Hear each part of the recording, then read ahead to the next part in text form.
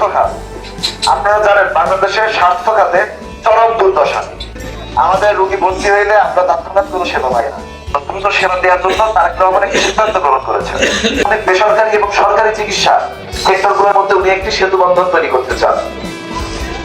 দেখা গেল আমাদের সদর হসপিটালের ক্যাপাসিটি 100 জনের, কিন্তু বেসরকারি হসপিটালগুলো আমাদের বাংলাদেশে যা আছে তাদের ক্যাপাসিটি আছে 300 জনের, কিন্তু সেখানে 300 রোগী নাই। কেন নাই? কারণ ওইখানকার চিকিৎসার ব্যবস্থাটা ব্যয়বহুল।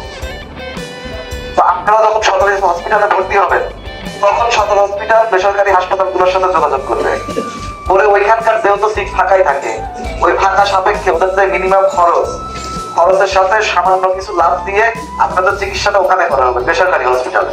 এটা কিন্তু তারেক রহমান নিজের মুখে এটা বলেছেন এবং ওয়াদা করেছেন যিনি এটা করবেন। এবং আপনাদের ওখানকার যে চিকিৎসা খরচ ওই হসপিটালে আপনাকে 1 টাকাও দেওয়া লাগবে না, আপনাদের চিকিৎসা খরচ সরকার